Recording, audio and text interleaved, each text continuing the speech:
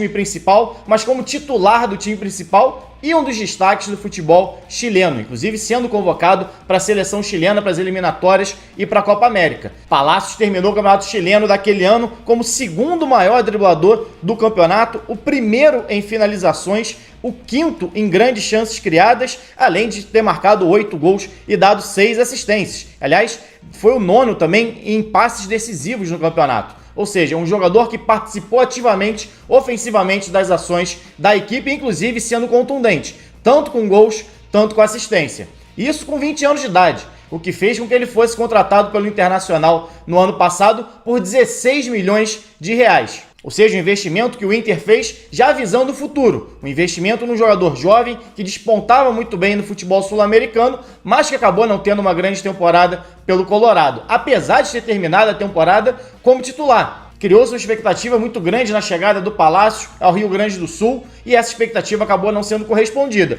Por muitos fatores, a gente fala muito aqui no canal da questão do jogador jovem e não é diferente, aliás, é inclusive pior no jogador que vem de fora, né? Um jogador de 20 anos que está morando fora do país pela primeira vez, uma outra cultura, um outro lugar, outros jogadores, um outro ambiente, então tudo isso pesa muitas vezes para um jogador que já tem a dificuldade muitas vezes de fazer essa transição base profissional e que acaba tendo essa mudança muito cedo, inclusive acontece muito com um brasileiro que vai para a Europa também. E parece que o Carlos Palacios sentiu muito isso no Internacional, não conseguiu se ambientar muito bem, inclusive os próprios gaúchos falam muito disso, a imprensa gaúcha, não só a torcida, fala dessa dificuldade que ele tem, apesar de ter mostrado qualidade. Mesmo não sendo um titular do Inter durante toda a temporada, no Brasileiro, por exemplo, fez 20 jogos, muitos saindo do banco de reservas, ele teve alguns números interessantes.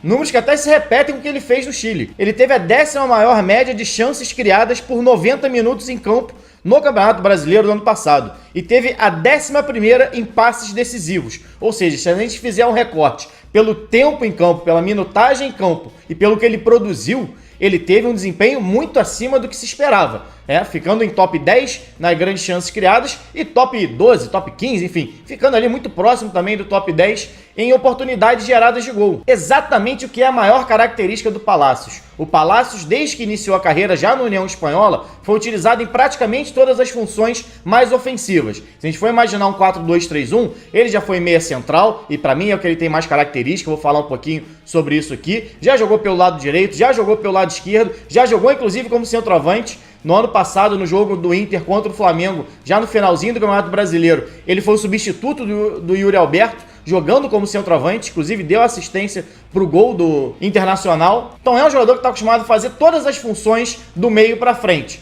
Mas eu acho que por característica é muito mais um meia central. Quais são as características do Palacios? O Palacios é um jogador que tem força física, tem 1,80 m, é forte fisicamente, então ele tem muito aquele biotipo de um centroavante, na verdade de um segundo atacante, né? O jogador não é tão alto para ser um centroavante, mas é forte fisicamente e tem velocidade, uma boa dinâmica para ser esse jogador que faz o lado de campo, mas não necessariamente fazendo a ponta. A gente sempre fala muito disso aqui, né? Não é aquele pontinha de velocidade de ir na linha de fundo e fazer recomposição. É muito mais esse jogador com característica de meia, de jogar atrás do centroavante para dar o último passe, que para mim é a maior qualidade do Palacios, essa capacidade no último passe. Não à toa, tanto no Chile quanto aqui no Brasil, a média de chances criadas dele foi muito alta, mesmo você comparando com outros jogadores que já estão muito mais rodados do que ele. Se a gente pegar essa lista do Campeonato Brasileiro do ano passado, ele está perto ali do Arrascaeta, ele está perto de vários jogadores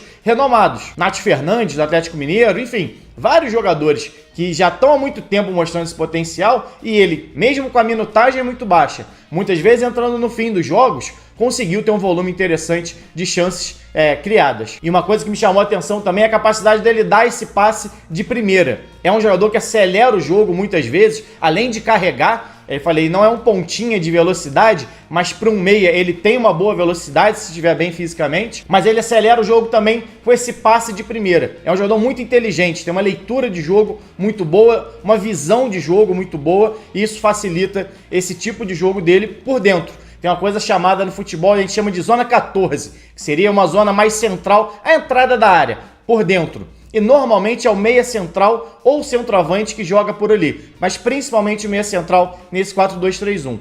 E é dali, isso já foi um estudo feito já há alguns anos, que 70% dos passes decisivos saem. Então até vi um debate recentemente lá no Twitter, muita gente debatendo sobre isso, inclusive torcedores do Internacional falando, não, por dentro ele funciona, pelo lado nem tanto. Eu acho que parte muito dessa ideia da zona do campo.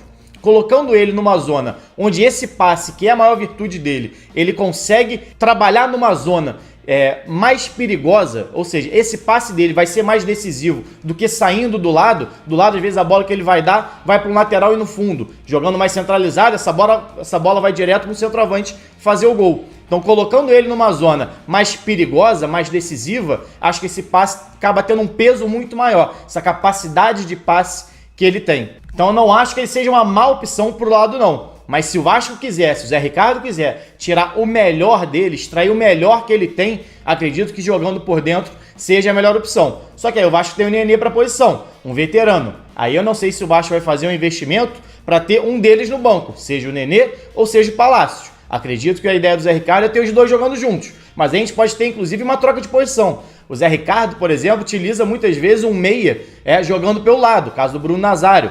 E muitas vezes a movimentação desse jogador não é para a ponta, não é para a linha de fundo, muito pelo contrário, ele sai do lado para dentro. A gente pode ver então em alguns momentos o Palácios fazendo isso. Pode ser da esquerda para a direita ou da direita para a esquerda, aí vamos ver como é que vai ser o treinamento em campo. Mas ele pode utilizar exatamente esses dois jogadores saindo do lado, vindo por dentro, encontrando inclusive o Nenê. Ou seja, os dois jogando mais próximos numa zona central em alguns momentos. A grande questão é que um dos motivos do Palácios não ter rendido no Internacional o que se esperava, principalmente em 2022, foram as questões físicas. Ele teve Covid durante a pré-temporada, perdeu um pouquinho de espaço, começou atrás dos outros jogadores, ele terminou a temporada passada como titular, acabou que chegou, se reapresentou depois da Covid, acima do peso, ou seja, em condições que não eram ideais para jogar, e aí acabou sendo escanteado, disputou apenas uma partida até agora na temporada. Então o Vasco tem que ver também as condições que o jogador chega para ver se ele vai poder ser utilizado dessa maneira. Porque o Vasco já tem o Raniel que contribui pouco defensivamente,